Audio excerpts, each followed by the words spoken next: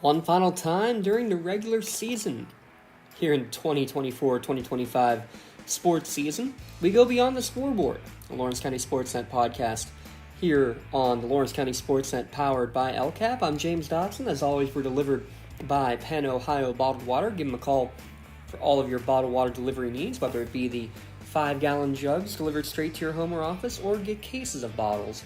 Don't forget about the custom label option as well, thanks to Penn Ohio Bottled Water for their continued support of high school athletics here in Lawrence County.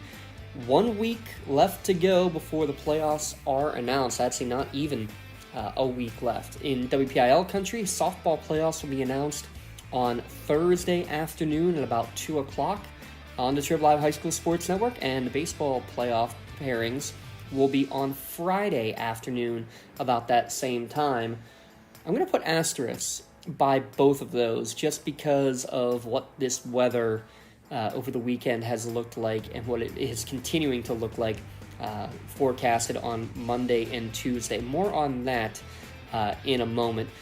District 10, the regular season should wrap up section-wise for softball this week, baseball into next week, but both the playoffs pairings will come out after next weekend, or in next weekend, I guess I should say, 2 weeks from, just shy of 2 weeks from the time of this recording. There we go, we'll get it here as we are winding down what's been another fantastic year of high school scholastic sports.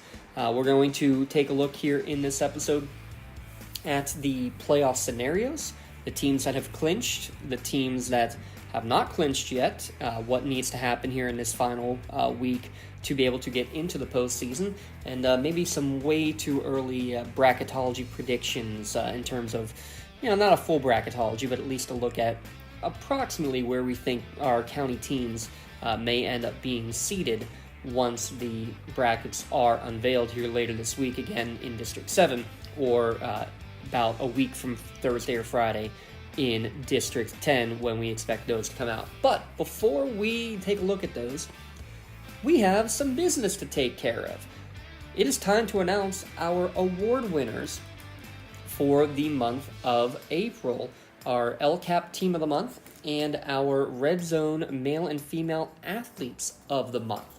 And let's begin with our Athletes of the Month. The Red Zone Female Athlete of the Month. Let me tell you, this was a very tough decision. We have our panel, our sports experts, all essentially voting on this, and this was one of the closest and most evenly split votes we've seen in some time. But the award winner is going to be Union's Mia Pruz as the April Red Zone Female Athlete of the Month. All she did in her 7 trips into the circle in the month of April, she threw a perfect game, 3 more no-hitters, a 1-hitter, and she averaged 13 strikeouts per game. And that's also impressive considering I believe 3 of those games were 3-inning games. She had a couple of 2-inning, or 2 of them were 3-inning no-hitters, but she had a 7-inning no-hitter, a 7-inning perfect game. Yeah, she has been on fire this entire year, especially here in the month of April. So congratulations to Union's Mia Pruz. The Canisius commit is the Red Zone Female Athlete of the Month for the month of April. Your Red Zone Male Athlete of the Month, we're going to stay on the diamond, and gotta go with Aaron Lake of Elwood City. All he's done so far this year, how about a 6-0 record with a .62 earned run average. Hardly any average whatsoever when you really look at it for Aaron Lake. He's been near perfect on the mound.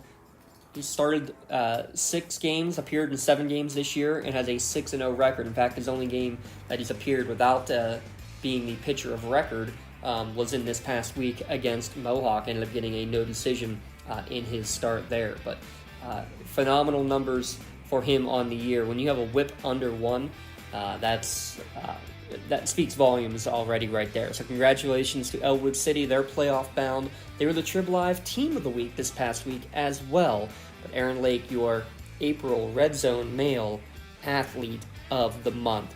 And again, there were so many great nominations that we could have gone with, especially on the track and field, both for the boys and the girls. Lots of great athletes who have been bringing home medals at the Tri-County and the MAC championships. It was very difficult to come up with these decisions. Also, got to give a shout out to Kiara Mangieri, specifically her, and on the softball field with 14 home runs now on the season. We talked about a couple of players from the Shannock. I mean, Peyton Newman has home runs in 4 straight games for them. Addie Fry doing what Addie Fry does. There were lots of great performances up and down. All 16 teams really in diamond play. And of course, everybody getting it done at the track and field championships as well. So very tough competition. Give a shout out again, Aaron Lake and Mia Pruz as our Red Zone Athletes of the Month for the month of April. Finally, for our LCAP Team of the Month, again, lots of debate amongst our crew. We're going to award the LCAP Team of the Month to the Laurel Girls Track and Field team. Laurel Girls Track and Field is the April LCAP Team of the Month. They won their first section title in 40 years. Undefeated section champions, finished third in the MAC, which is pretty impressive there too, and they end up winning their semifinal track and field meet on a tiebreaker. They tied with Greensburg Central Catholic, but ended up having the more overall points in the quad match. So they, as a result, advanced to the WPIAL Championship. So big shout out to Coach Heather McKissick, the Laurel Track and Field team, the April LCAP Team of the Month. Big shout out to them. Specific shout out Tori Atkins, looking for a quadruple double, looking to be a 4-time champion in both the 200 and the 400 meter dash. That would be phenomenal if she would be able to do that in the individual championships. That's coming up in a couple of weeks, but the team championships will be for Class 2A tomorrow, Tuesday, May the 6th, down at Peters Township. So best of luck to Laurel Track and Field. Also, big shout out and best of luck to both the Shenango and Mohawk boys programs who have qualified for the 2A boys track and field championships. Best of luck to them, also competing on Tuesday down at Peters Township. Shenango girls made it into the postseason. They lost in a very tight race in their quarterfinal or semifinal, meet there at Shenango. Great year yet again for a Shenango track and field program that is becoming dynasty-like, is the way it feels. The way they're continuing to get it done year after year. And Newcastle boys, I know it wasn't the meet they were hoping for in the playoffs, but an undefeated section championship in 3A track especially, nothing to shy away from. Big shout out to them as well. Track and field and baseball and softball all doing exceptionally well here in the county. Our spring sports teams have been very fun to follow for the past almost 2 decades. It feels like we've had competitive teams in all 3 sports, track and field, baseball, and softball. And we hope to continue to see that coming up in the near future. What we're going to do, we're going to take a quick step away, and we'll come back and talk about the softball playoff scenarios coming up when we return. You're listening to Beyond the Scoreboard, the Lawrence County SportsNet podcast. It's delivered by Penn Ohio Bottled Water. Don't get left out to dry. Call the Penn Ohio Bottled Water Company for the fastest and most efficient bottled water delivery service in the area. Penn Ohio offers bottled water ranging from 16.9-ounce bottles to 5-gallon jugs, perfect for your next event or office water cooler system. Also, don't forget to ask about their custom labeling options. Visit PennOhioBottledWater.com for more information and to get a quote on their delivery services. Whether it's at home, in the office, or on the sidelines, Penn Ohio has you covered. Just like going to the doctor, our homes need a checkup too. If your home is not properly weatherized, you could be at risk for symptoms that cause unhealthy ailments and higher utility bills. The Weatherization Assistance Program is the key to reducing utility costs and increasing comfort in your home. Services include an in-home energy audit to inspect your furnace and hot water tank, check for air sealing around windows and doors, and ensure adequate insulation and ventilation. Learn more at lcap.org or call the Department of Healthy Homes to get your checkup today. Welcome back here on our Stretch Run podcast on Beyond the Scoreboard as we take a look what's going on with the softball and baseball playoff scenarios here in Lawrence County. Let's start on the softball side, and we'll start in District 10, even though we do have 2 weeks to go. So it's still a lot up in the air, but really it'll be determined all this week for District 10, at least for Region 1. So right now, Wilmington is a half game out of first place, tied with Mercer after Mercer had a come-from-behind victory on Friday afternoon over Wilmington. Both those teams now 6-2, both the Hounds and the Mustangs, half game behind Sharpsville. The big game for Wilmington will be on Thursday in the rematch against Sharpsville. Did not go well on the road. Getting that out of our mind right now. If you're the Wilmington Greyhounds, you take care of business there. You are at worst tried champions, and depending on what else happens, very possible there could be a co-champion scenario or a completely on your own solo champion. So all comes down to you still control your own destiny. I want to give a shout out again to Avery Harlan, one of the top averages in the entire county, hitting just shy of 600 right now on the year. She has 6 of the team's 8 home runs, does the junior Bradley commit for the Wilmington Greyhounds. And I do applaud them going out and scheduling some tougher non-section games as well, getting those challenges against teams like Union that we saw, for example, this past weekend, or 2 weekends ago now, I should say. Had that broadcast there in the game against the Scotties. Into WPIL country, and again, playoffs, real quick, for District 10 should be announced a week from Friday, or maybe a week from Thursday. They will officially be announced. On the District 7 side of things, softball will be announced on Thursday. All section games have to be completed by this Wednesday. And for the most part, they are all completed. The one that's not is the one that's the biggest question mark here is for the Newcastle Lady Canes. If they take down Shaler on the road on Monday, later today, they will be into the postseason. It is that simple. They needed to get one win in their final 3 games. The issue was 2 of them are against Shaler, who has been near unbeatable over the course of this year. And then the other game was against Plum, a game they lost earlier in the year by a score of 18-16.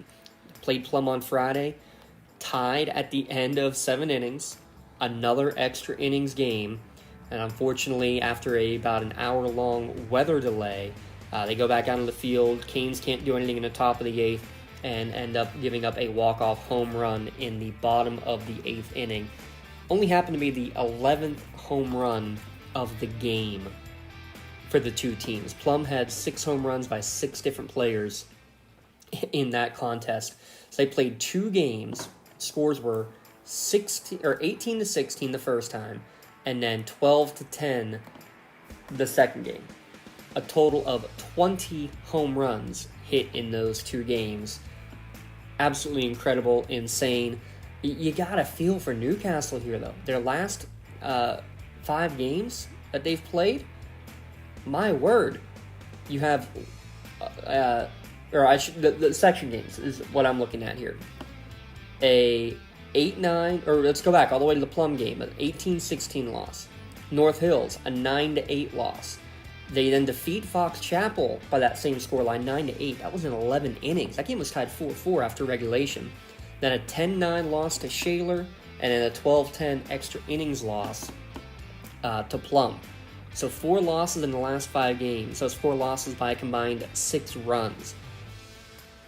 You got to feel, because you win one of those games, you're in the playoffs. Can't look at that now, though. You got to look at what's ahead. It's a tough Shaler team, but it's a team that they played right with for 7 innings, lost in the end by 1 at home. got to go on the road, take care of business. Shaler, they win. They are the outright section champs. But Newcastle, they win this game. They're tied with Fox Chapel, and they will get into the playoffs as they have tied or split their series with Fox Chapel. I'll tell you what, in all honesty, I think Class 5A is rooting for Shaler just because you don't want to be facing a Newcastle team that averages 11 runs per game in this postseason. They're going to put up runs. No, the pitching hasn't been phenomenal. They get the job done when they need to, though. They're going to throw strikes. This team, doesn't matter who's pitching. You're averaging almost 10 runs a game, over 10 runs a game, 11 actually, hitting the ball this year. You're going to compete with anybody no matter what. And I don't care if you have Lexi Hames out there. You're going to have a Newcastle team that's going to scrap away runs against them. So this is a team, again, I don't think anybody wants to see make it into the postseason if you have a chance to be potentially playing against them. And, just look at the top. Aaliyah Stolzinski, she hit 2 home runs, did the freshman, from the leadoff spot there against Plum. You got Kiara Mangieri hitting the second spot. She's got 14 dingers on the year. Olivia Hood hitting third. She's got 7 home runs. Then you got Gabby Mangieri. Oh, she doesn't have any home runs. Oh, yeah, but she's still got a 500 on-base percentage there in the cleanup spot. You got Michaela DeGennaro, a freshman. She's got home runs on the year. Zoe Shields, another freshman up there. She's got homers. Everybody getting involved in this lineup, and such a young team, too. If you can tell me that you have a team with 5 or 6 freshmen in the starting lineup that can be making it into the playoffs, especially in Class 5A softball, I'm impressed, and I'm excited for what the future is, but especially if you can get it with this senior class with Mangieri going to Pitt and Olivia Hood going to St. Francis, to combine with this freshman class and get one little run at it. That could be a fun team to watch. We'll all be pulling for them for sure, obviously, on Monday here. Well, presumably, we'll see what happens if we are going to get these games in here today and tomorrow with the weather coming through. That's the scenario in Class 5A. If we jump down to Class 3A, your defending WPIAL champion Mohawk Warriors, well, they got a blemish at the very end of the regular season, kind of similar to last year, actually. A loss here, 5-4 loss to Avonworth in the section finale, so they're not undefeated section champions. They split with Avonworth, but they are the outright section champs with that 9-1 section record there for the Mohawk Warriors. They're 12-4 overall. Great game against Union. They lost 1-0 in a real pitcher's duel in non-section play. They also have one scheduled on Tuesday to host Neshannock, a battle of WPIL defending champions. That'll be a fun one and a good test for both teams heading into the postseason. But again, Mohawk, pretty similar to Newcastle in terms of the fact that they just hit the ball like crazy, averaging 10-plus runs per game. The blemish has been really these last 2 games. Only 4 runs against Avonworth and shut out for the first time this year against Union. Every other game this year, they've made it at least 6 runs scored in each of those games. In fact, Elwood City, I'll talk about the Wolverines in a minute, held them to 6 runs in each of those 2 contests. Every other game this year, they've scored 9 or more. So Mohawk, top to bottom, one of the better hitting teams that you're going to see definitely in 3A and really across all classifications. Elwood City is the 2 seed out of the section. They are going to be 7-3 and the section runner-ups. When you look at some of their numbers real quick, again, what Amber McQuiston continues to do keeps adding up to her strikeout totals, 349 now unofficially for her career at the time of recording here. The issue with Elwood City is kind of the opposite of Mohawk right now, though. They need to get a little more consistency in the hitting, and I think they have here down the stretch. A little bit more of those timely hits is what it's going to take for them to be able to make a run here in the postseason. Sarah Schwartz, Riley Prestapine especially, as 2 of the power hitters in the middle of that order, hitting around 400, as is Amber McQuiston. And Lena Lucarelli, kind of an unsung hero of this team, does a little bit of everything. Hitting .511 right now, a couple doubles, couple triples, couple dingers on the year as well for Lucarelli. A good start at the top of that order to set up that Elwood City offense. So when you look at a little bracketology, if you will, in Class 3A, how will they rank them? Because you do have South Park, who's an undefeated section champion. They're undefeated overall at 16-0. I think it's very tough to not have the defending district runner-ups as the number 1 overall seed. I think you'll have Mohawk as the number 2 seed. I would assume probably Mount Pleasant, even though they do have 2 losses in section, they'll probably be the number 3, and Elwood City I would then say as the best runner-up of all the schools in Class 3A. I think Elwood City will probably end up as the 4. The question is, where do you throw Avonworth? Because they also still have 1 section game left to go. It'll be against Beaver Falls, so they should get a win there. So they will split, actually, with Elwood City. How do you rank them, Elwood City and Avonworth? They might end up being in that 4-5 for a rematch. Who's 4, who's 5, doesn't really matter at that stage if they are destined to play in that second round. And if so, I think that would really be rough because, well, it's very possible that 3 of your top 4 teams, I think, are all coming here from Section 2. I think Mohawk, Elwood, and Avonworth can compete with any of the teams across the rest of Class 3A, at least the way that I've seen them play so far this year. But we'll have to wait and see. Right now, I would say Mohawk is the 2.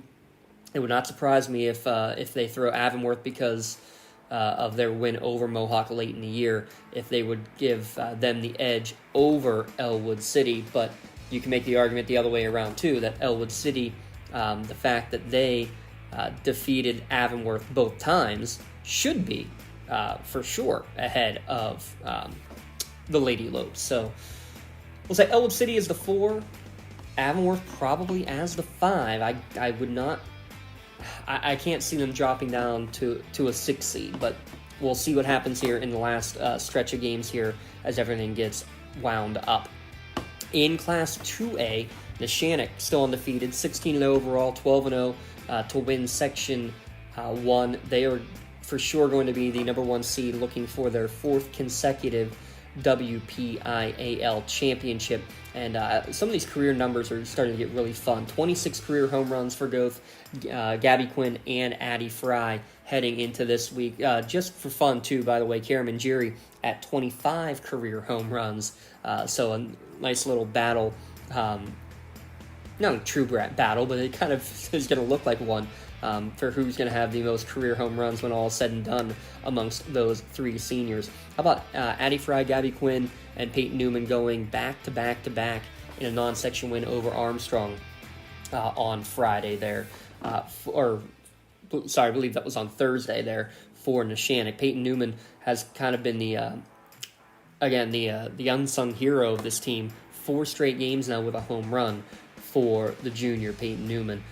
She's just hunting the long ball right now. It's been really fun to watch her get back into the softball swing of things, no pun intended there. Laurel, only 2 losses of the year coming to Neshannock, only 2 section losses, I should say, coming there to the Lancers.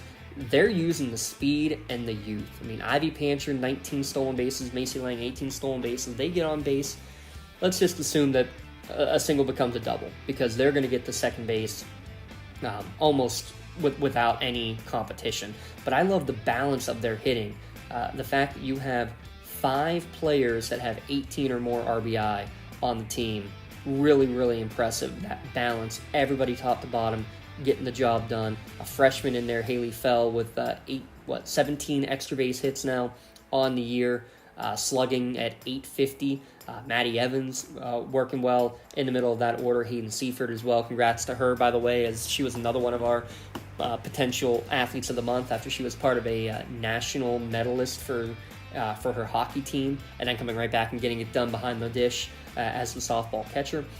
Laurel, again, like they have been, always going to be a tough out, and I think a team that is going to be right up there in terms of everything. You're going to have a very interesting time not giving them one of the top seeds here in the end. But this is a very tough Class 2A tournament.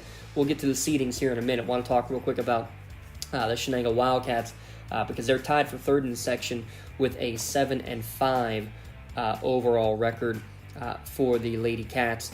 Kennedy Lynn had a great game her last time out, working well there in the circle,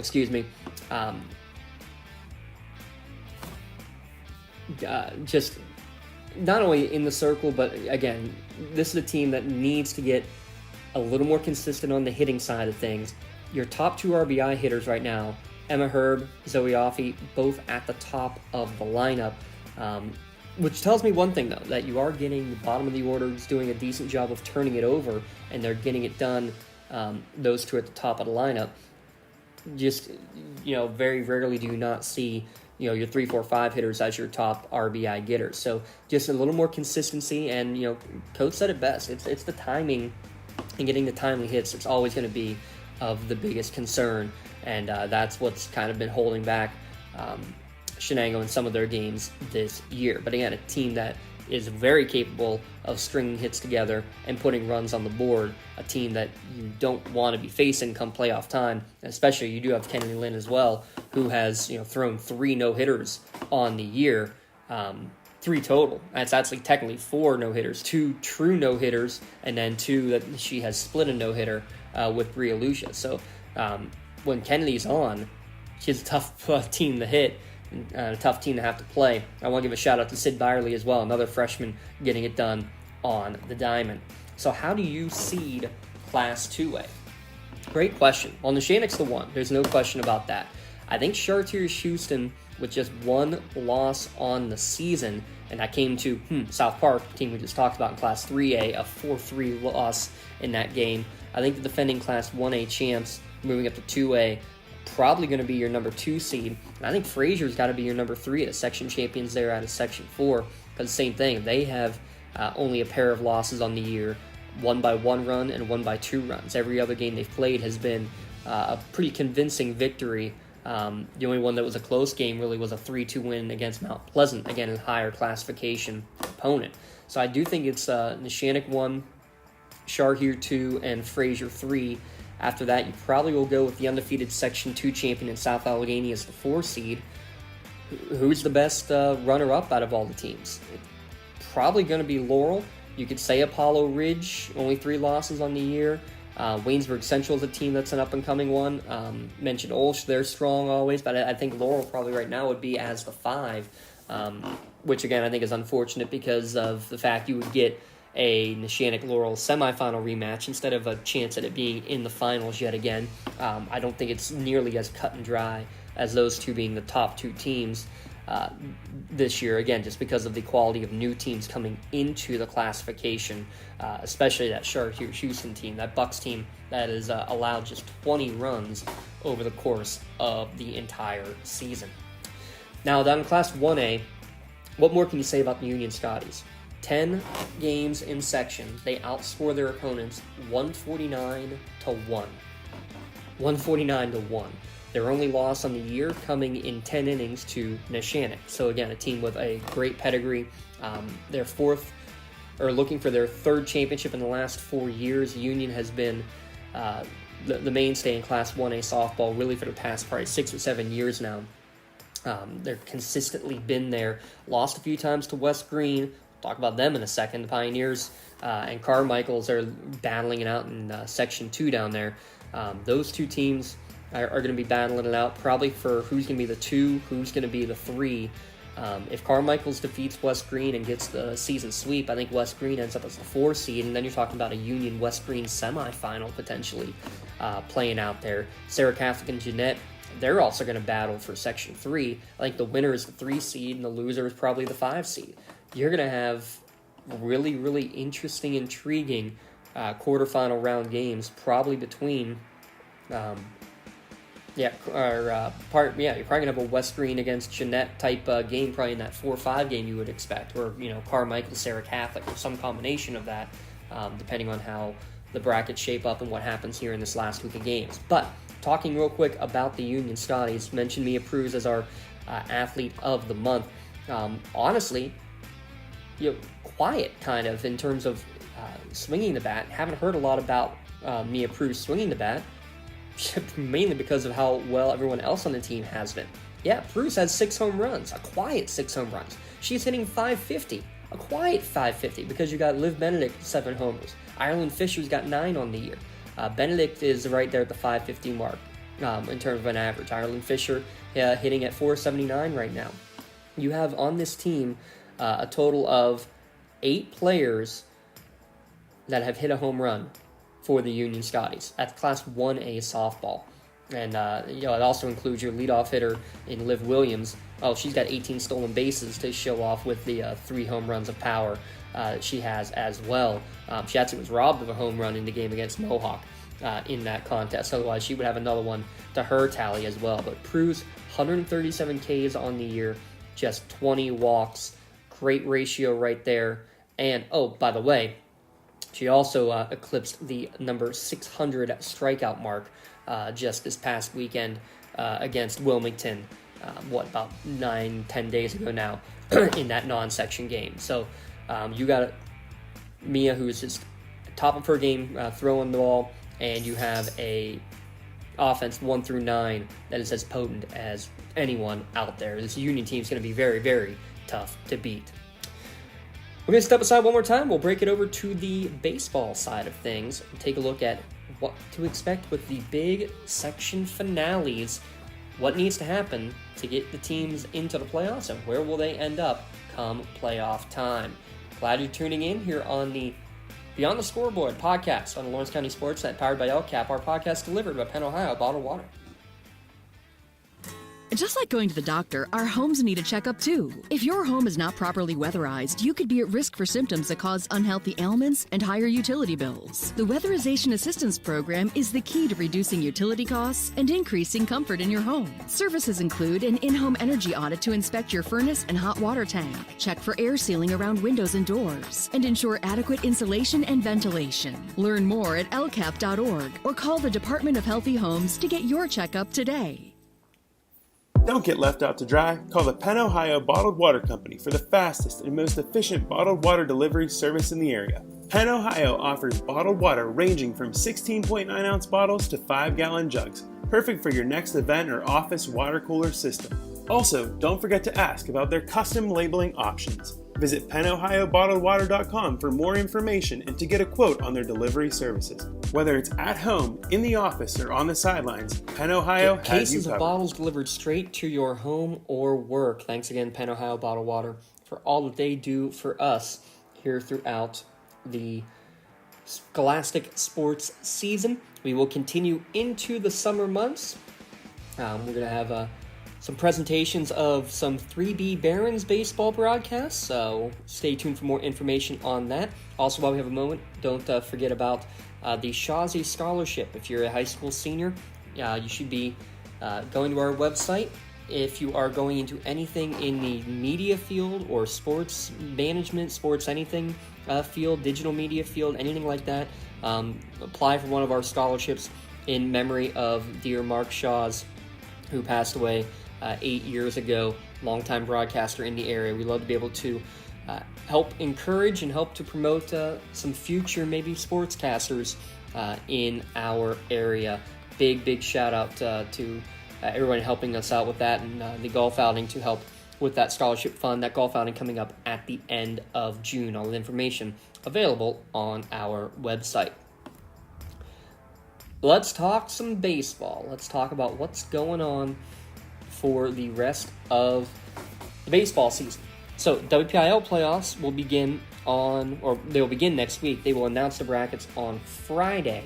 District 10 will be announced again probably a week from Friday. Let's start with the Hounds. We saw them on this past Friday getting a big 5-0 win over Mercer. I believe that secures them into the postseason. There's no official top 4, top 5, anything like that. They can take up to 8.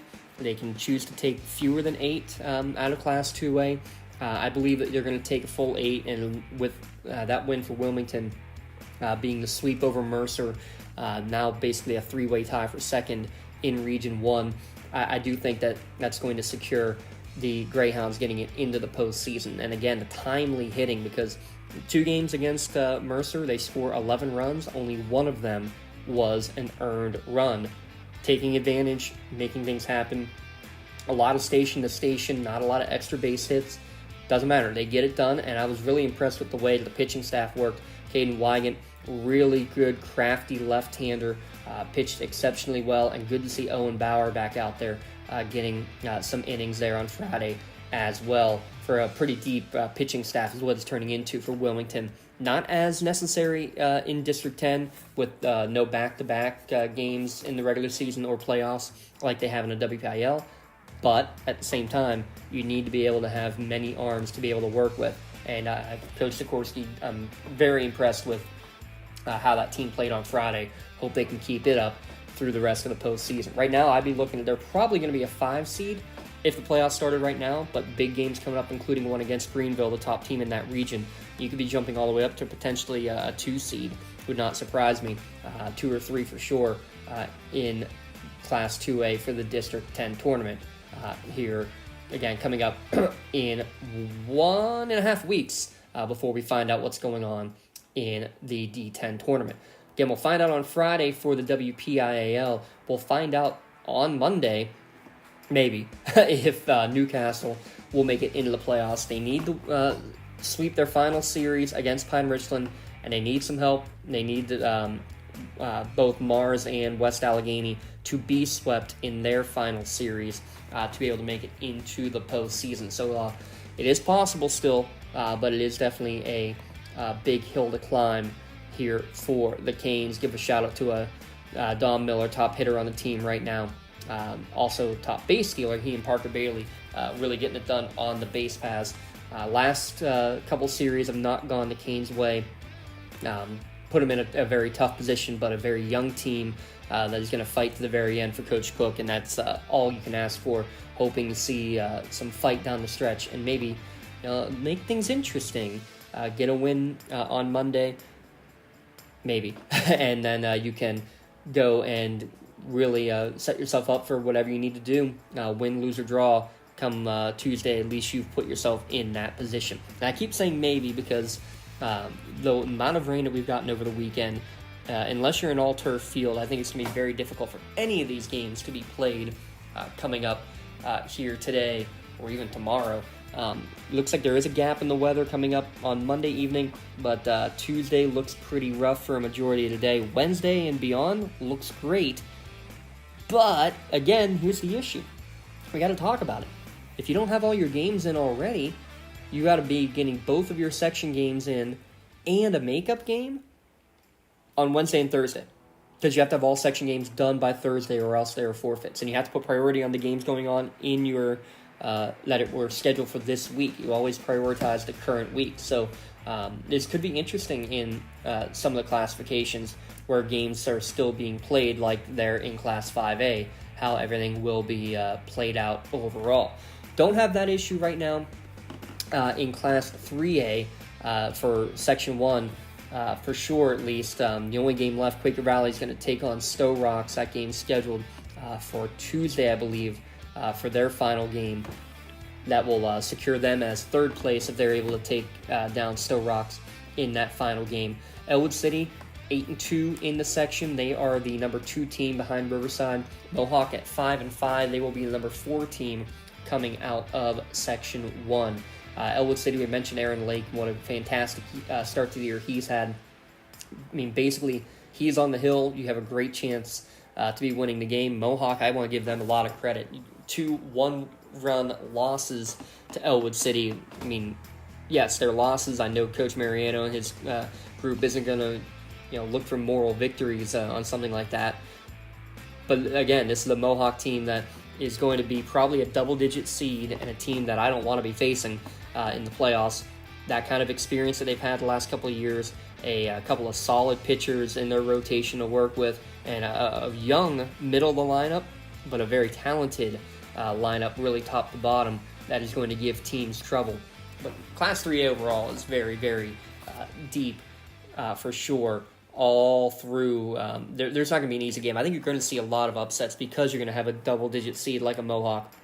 That is going to be just a matchup nightmare, really, for some of these teams. Any given day, in baseball in general, but especially in the playoffs and especially with how 3A looks is going to be a lot of fun. I want to give a shout out to the freshman Cam Mills, who came in the second game against Mohawk after the rain delay. A freshman comes and strikes out 8 and getting Elwood City part of their little come-from-behind victory there to get the sweep over the Warriors.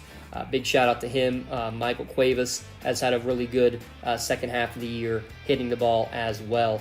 The thing for Elwood, maybe, again, an Achilles heel, is that secondary pitching. Nate Kennedy has done a great job stepping up. Cam Mills, you saw what he did there. Will Nardone, the numbers don't look nearly as good as what he actually is, so I'm going to kind of ignore that right there. Owen Andrews, when he gets the ball, is a fun one. Good job out of the pen usually for Owen. They do have a good quality depth that they can rely upon, and I think Coach Wise has used his bullpen very wisely over the course of the year and keeping all those arms pretty fresh, getting ready here for a postseason run. So Elwood City, again, a team I view as probably being, I think they'll probably end up being around a 6 seed because Riverside will be the 1 and Avonworth the 2, probably in that order. Waynesburg Central, undefeated champions out of Section 4, they should be the 3. And where do you go after that? I mean, South Park's a good runner-up team along with Elwood City. Are they probably the 4 and 5? Probably. Mount Pleasant, they still have a couple of games left to play against Ligonier Valley to finish off their section season. Even if they win that, they have 2 section losses. I think they might drop down all the way to a 5 or 6 seed potentially. So I would probably say Elwood City right now is going to be in a 4 or 5 sort of range, them and South Park. That is where I'm seeing at the moment. But again, that's just very random bracketology so far without fully diving in as we get these last games done. Mohawk, real quick, just to talk about them, I think also a team that has very fresh arms you're going to have to work with here into the postseason. Vinny Pizzulo is your ace.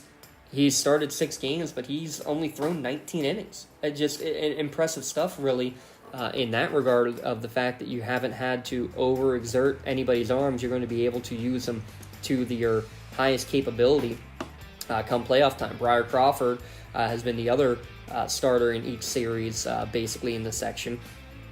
He's got 23 innings. So you got those two that are completely about as fresh as you can be. And then you throw in a Bobby Fadden and Jackson Chapman to be able to throw innings as well coming out of the pen. Again, a Mohawk team that is scrappy. They find ways to win, and you got a pretty good pitching staff to be able to work with as well. Mohawk, again, as the 4 seed out of their section, is probably going to be in that 12-13 range. Not going to be an easy team to beat there in the opening round. It should be a full 16-team field, actually probably even more considering a couple of tiebreaker scenarios going on, especially in Section 3. However, with that in mind, all it takes is one day, and I'll put my money on Mohawk against just about anybody in a one-game, one-win scenario. Jumping down to Class 2A, Laurel 5-5. They still have their section series against Northgate. Not going to look past the Flames. The Flames' only 2 wins came against Aliquippa. Northgate's got a couple of really good athletes on that team. The left-handed pitcher I saw in their game against Neshannock or I guess that was just this past week. Very impressive athlete. You can't overlook the Flames, but those are 2 games that we should assume that Laurel can and will win. If they get those 2 wins, that puts them at 7-5. You have Neshannock, New Brighton, and Freedom, all with 3 losses. So here's what needs to happen. If Shenango sweeps Freedom, and this is all assuming Laurel gets their sweep over Northgate. Let's say Shenango sweeps Freedom, Laurel is in. Let's say Neshannock sweeps New Brighton, Laurel is in. Let's say New Brighton the other way sweeps Neshannock, Laurel is in. So they need a sweep in one of those other games. Freedom sweeping Shenango would not help because Shenango would only have 4 losses. Laurel would still have 5. any one of those other scenarios, you would have the same number of losses, and everybody will have split. Laurel has split with Neshannock and New Brighton and Freedom. So that's what they're hoping for. Shenango to sweep the Bulldogs, and Neshannock or New Brighton, one of them, to sweep the other. And that's what will get Laurel into the postseason. And Lucas Santini had a big no-hitter a couple of weeks ago against Freedom. The issue has been, getting the consistent second game, and that's for all these teams, really. And everybody has, split with each other all throughout the year. So, nothing, new or phenomenal on that one. The question for Laurel is in swinging the bat. I mean, Colton Carlson's coming on strong, as you expected. He had a real slow start to the year. He's starting to pick up the pace, hitting .458 right now. The issue is the other way around, though. A lot of the bats that started off hot are starting to cool down. They're not peaking at the right time all the way through their lineup. And I think Coach Burke's still trying to find the right mix. Not as much in who's in the lineup and who's not, but just how do you put that lineup and construct it from top to bottom. And I think, again, getting hot at the right time, hopefully can use this Northgate series to kind of get the bats and get some confidence back in those bats, wake them up here before a potential playoff run. Can take care of your own business first, got to win. But I think if Laurel does so, again, a team that can make it into the playoffs and can make some noise, you're not going to want to face them. They were 9 seed last year in the playoffs as a very young team, and got the win in the first round against Charleroi and played pretty well against Sarah Catholic. Ended up losing that game, but played very competitively for about 5 or 6 innings in that game. Talk about Neshannock real quick. The big story here is Dom Cubelis coming back. Missed the entire year, did the Gannon commit. Finally was cleared to play. They played 4 games last week. In those 4 games, his first 4 games of the year, about 10 RBI in those 4 games alone. I mean, enough said right there. Goes 7 for 10 in those games, a couple of walks, 3 doubles, 10 RBI, like I mentioned. Talk about making up for lost time. That's a key cog to the Neshannock offense, especially in the middle of that order, to be able to work with. It's going to be obviously a much bigger challenge, going against New Brighton this week than it was in the games going on against Northgate, and Grove City, and what was the other one against Springfield from Ohio. But still, coming back swinging, and I think just a big spark to that team as a whole to be able to get one of your top hitters, a 4-year starter, back just before playoffs and get him some quality innings here before playoff time. And just looking again up and down that lineup, a lot of guys hitting 400 and above for this Neshannock team. It's whether or not they can get the consistent pitching again. Jake Rinn has had a great year. He's 7-0 on the bump as the senior. The issue is the rest of the team combined is 5-2 in terms of their job on the mound. So 5-3, excuse me. So can you find that consistent number 2 when you need them? Who do you trust right now coming out of the bullpen? A lot of great options that he's used this year, has Coach Q. It's just which one will be the one to be trusted come playoff time when it matters the most. Shenango at the top of the section, Joe Campoli, Tyler Houck, man, have they been a force to be reckoned with. I'm not sure he'll find a better 1-2 punch in Class 2A baseball here this year for sure on the bump. And Joey Campoli swinging the bat as well. .429 average to lead the team. Right up there, Trey Ross in the 400s as well. Those two at the top of the order. And I like what Coach Owie did. Coach Othides kind of switched the order around before that Laurel series. He said he wanted to, just switch it up, see what happens. And they had probably their best hitting output in almost a month when they did so. So I think he found something that he liked with it. Just kind of rearranging a couple things at the top of the order. And honestly, it kind of worked out well. You get a couple of your big sticks that were 3 and 4 hitters, now are your 2 and 3 hitters. I liked what he did, and it seems to have worked out. So we'll see if it continues to do so for the Cats as they will be taking on Freedom in their final series. Freedom doesn't have the dominant pitching, but they can hit the ball extremely well. Both teams averaging 8 runs per game, both the Cats and the Dogs. So this will be a very interesting battle to see how everything plays out in this section. And I'm not even going to try to say where I think all these teams are going to end up. When you look at the other section, I mean, Fort Cherry and Burgettstown, they're going to be co-champions, almost guaranteed, both at 9-1, splitting their season series. Riverview and Olch, both at 9-1, splitting their season series. So how are you going to, as a committee, identify which teams are the best? You got co-champions in sections 1 and 3. You're very possible to have a co or a tri-champion in section 2 as well, just depending on how everything plays out between Shenango, Neshannock, and Freedom and New Brighton. Again, the Cats taking on the Dogs and the Neshannock taking on New Brighton. So, yeah, that's going to be one that I'm not going to be envious of the committee having to figure that one out. Real quick, Class 1A, the Union Scotties have clinched. They are going to be the number 4 team coming out of Section 2 in WPIAL, but they could jump all the way up to the 3, depending on what they do against Winchester Thurston. If they sweep the Bears, they would jump up to be the number 3 team ahead of Winchester Thurston, behind both Western Beaver and Leechburg. Now, the Bears are on a 2-series, 4-game losing streak.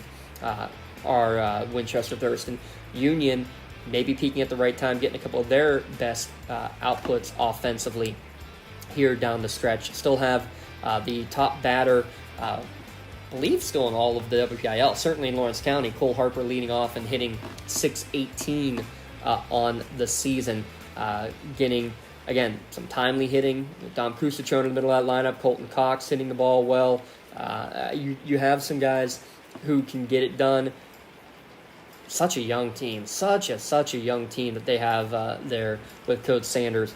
In fact, I believe, that Jalen Peace, the number 1 pitcher on the year, is the only senior on the entire Union roster.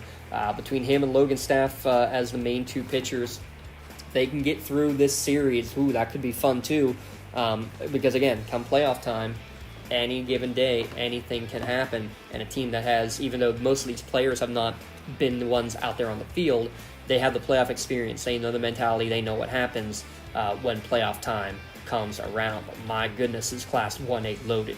Greensburg Central Catholic, who's going to win Section 1. You got Eden Christian with Sarah Catholic and Bishop Canavan. They're likely all going to be split skis with each other here down the stretch. I believe those 3 are all going to be tri-champions and probably should be numbers 1, 2, and 3 in the classification. I really think those 3 teams are 1, 2, 3. Greensburg Central Catholic and Leechburg are probably 4 and 5. How do you distinguish between Eden, Bishop, and Sarah? Darn good question that I wish I had an answer to. Maybe we'll figure that out coming up when we do a little bracketology podcast here coming up later in the week. Hopefully we'll get that out depending on when all these games are played. Again, if Union, all these games, I need to get them in before Thursday. Union specifically, I know they're trying their best to, for games that are of dire importance like this. All of them are, but I know Union has specifically told me they're going to do everything they can to get that game at home. I have a feeling we're going to be having games played out at Pullman Park, maybe having to have games played at Mohawk because they have turf, or at Neshannock after one of their games because they have turf. Any chance you can get a game on a home field, or at least a field that feels kind of home to you, is going to be of the utmost importance. Well, that will about wrap it up here for our Stretch Run podcast on Beyond the Scoreboard. Glad you could tune in. Lots of stuff coming through, lots of information. The games we have scheduled, and this is all very much tentative depending on what happens by the time of this podcast releasing on Monday morning. Would not surprise me if games have already been called off with the amount of rain that has fallen over the weekend. We'll see if any of the fields are going to be playable at all on Monday. But we are planning right now to have the Union against Winchester Thurston game on the air, as well as New Brighton at Neshannock as our Monday broadcast for here tonight. And then Tuesday, Shenango hosting Freedom is on the game plan for that Tuesday broadcast, and we'll be at Mohawk. Not sure if we'll be doing the baseball game, the softball game, or maybe both of the games on Tuesday as well, as Mohawk baseball in a final tune-up against Beaver on Tuesday, and the softball teams we mentioned, the WPIL championship battle of defending champions between the Warriors and Neshannock. So we'll have plenty going on. If any of the games get postponed into Wednesday, we'll likely have one of those covered as well. So stay tuned on our social media accounts. Check us out on the website for all those updates. And any updates that we get throughout the day on Monday and Tuesday especially, we'll be posting those online with any schedule changes, and we do expect plenty of them as we try to squeeze in these last few games before the playoffs begin. Playoffs, you said? Yep, they're coming up here, and we'll have as many as we can on the Lawrence County SportsNet. And with that, do want to say one last time, come playoff time, we're not guaranteed to be able to have broadcasts the way we like to have them free for everybody to watch at your own leisure. Some games will have to be audio-only broadcasts. Some games will be video, but have to be on the NFHS network.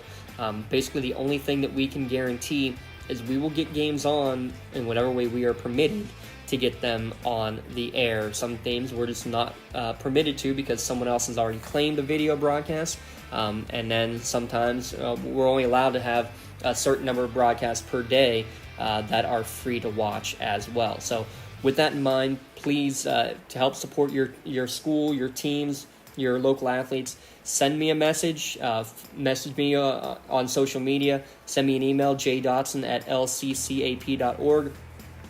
Try to find a way that we can promote your business as well as promote these athletes and help get some of the games on the air free to watch as much as we can. We're going to do what we can, but we need your help to be able to make those happen as well, just based off of the rights fees requirements and on the overall WPIL and NFHS requirements. We do what we can, but we can do more with your help to try to get all these games covered. Big thanks again to everyone, all of our fantastic sponsors all throughout the year, especially Penn Ohio Bottled Water sponsoring these podcasts. These little get-togethers that we're able to have throughout the course of the season. I'm James Dotson saying so long and stay tuned. Great games coming up all this week, all right here on the Lawrence County SportsNet, powered by LCAP.